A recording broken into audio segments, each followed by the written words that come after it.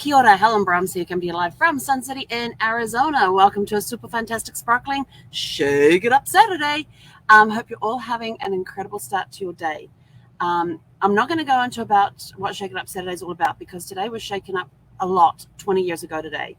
So I just wanted to acknowledge that, today is a day of reflection on what took place 20 years ago today. When things were shaken up with what took place on American soil. So share your experiences about that. What were your experiences? So this is your tell your story question, as well as, making sure that we don't forget what happened that day and how it affected you and your family. Describe, where were you? What were you doing when the news broke out about the attacks? Did you witness any of the planes hitting the Twin Towers of the Pentagon? What feelings did you experience as the day unfolded? Were any of your family members or friends on any of the flights? Did any of them work in or around the Twin Towers or the Pentagon? Were any of your family or friends, first responders, involved that day and the ones that followed?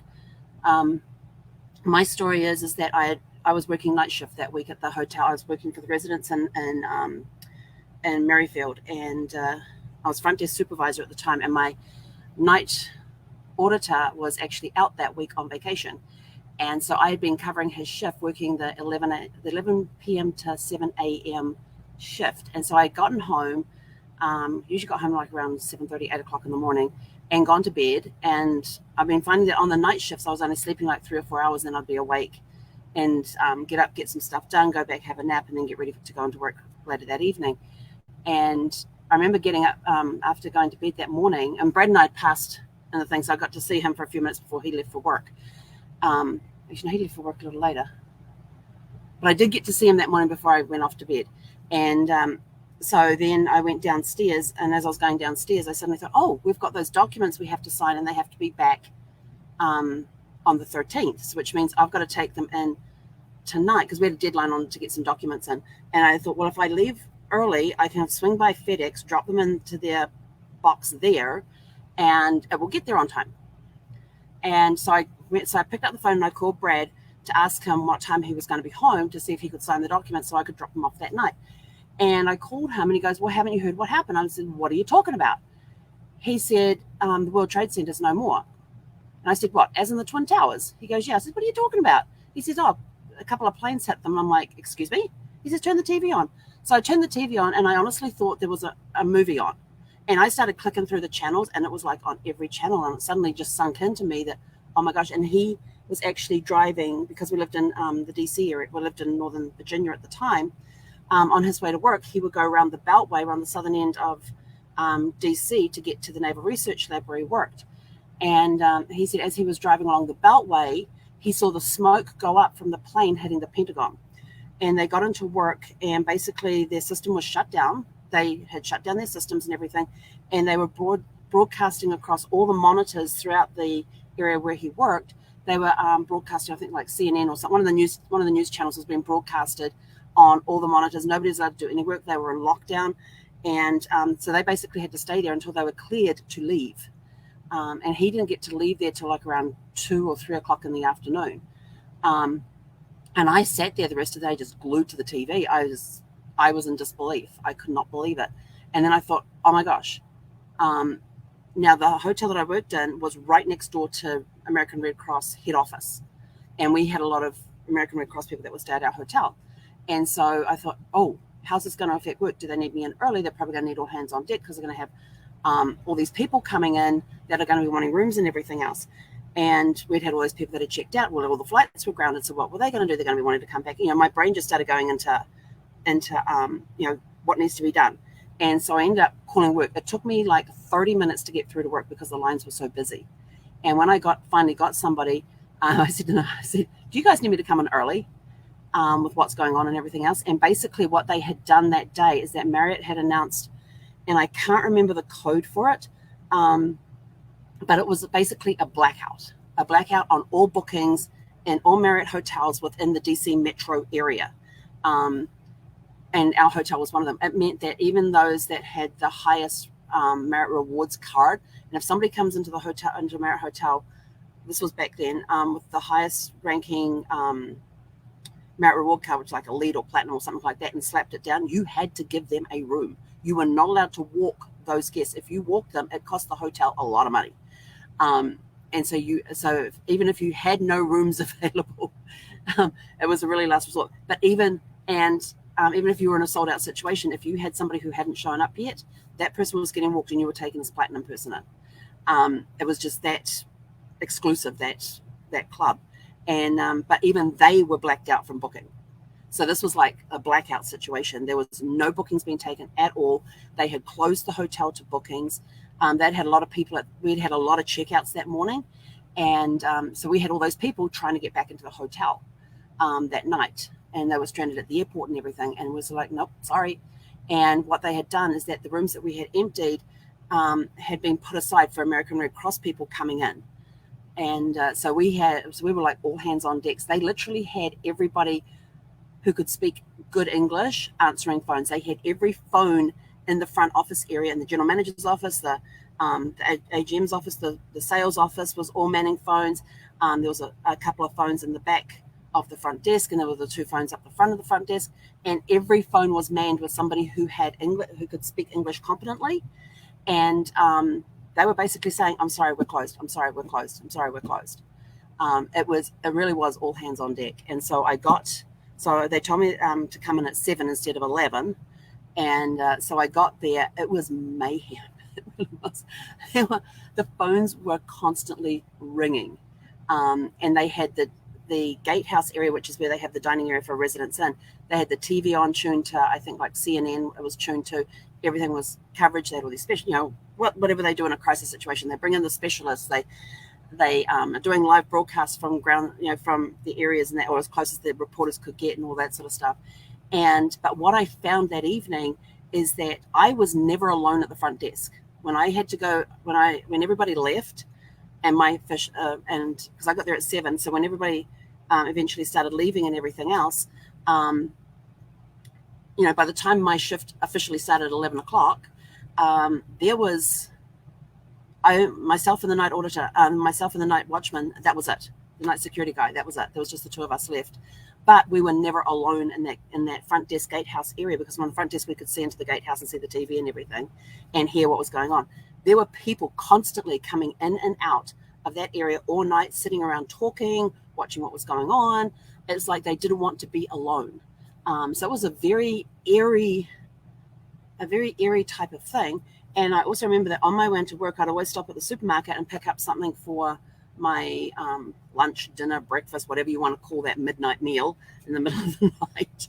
And I picked that up, and I stopped off at the book thing because I just finished a book, and I did get some time to read, because after all the night auditor stuff was done, you had to keep yourself, you couldn't just sit there and twiddle your thumbs. And so I would sit there and read. And I picked up, what was the name of that author? I can see the cover of it clearly. But basically, the book sounded really good. And I got the book. And later that evening, I did get a chance to sit down and read it, because everybody had left me alone at the front desk. I was running the night audit stuff. I was running on automation, but it was about terrorists taking over the White House. And I was sort of like, okay, why did I pick up this book? And so I was just sort of like, but I sat there and I read it. It's like on a plane. I've read Airplane by Michael Connelly on a plane.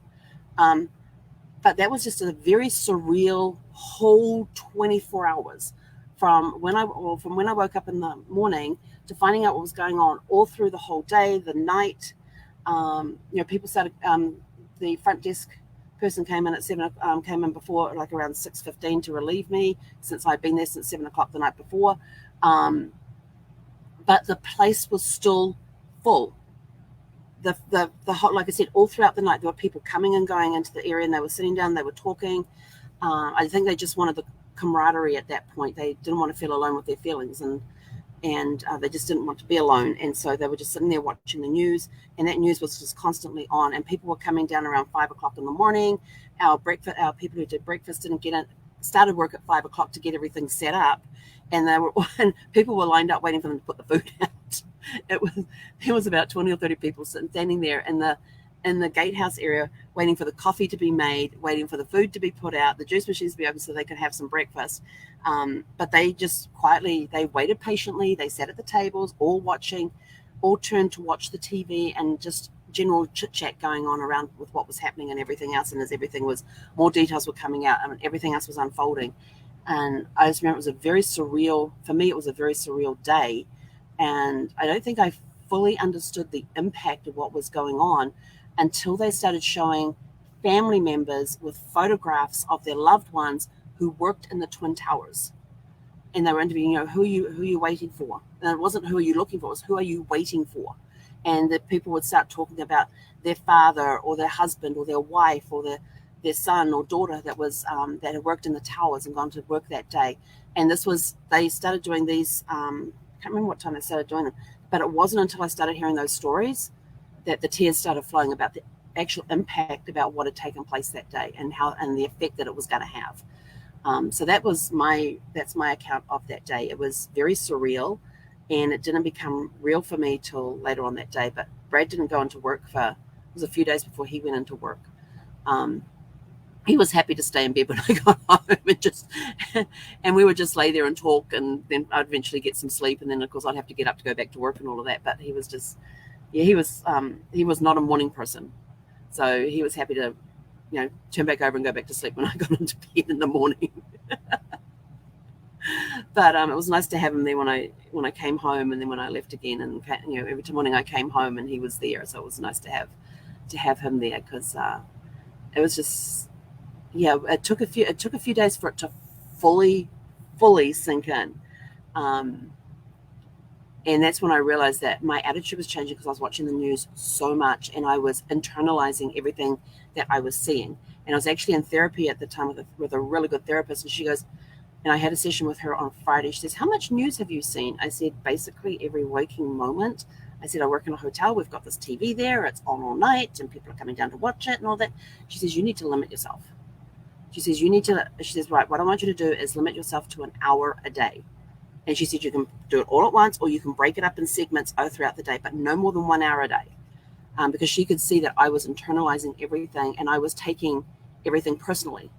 People were losing family members. I felt their pain. And so she said I had to take a step back and remove myself from watching the news and not turn the news on, except for I could do 1 hour a day in total. So that's how I started coping, because it was starting to affect my sleeping. It was starting to affect how I was working, how I was interacting with other people. And it was definitely affecting my emotions. So that's what she had me do, was go to a minimum of 1 hour a day. And that was all I was allowed. A maximum 1 hour a day. That was all I was allowed. And so I just started backing off, and I went cold turkey.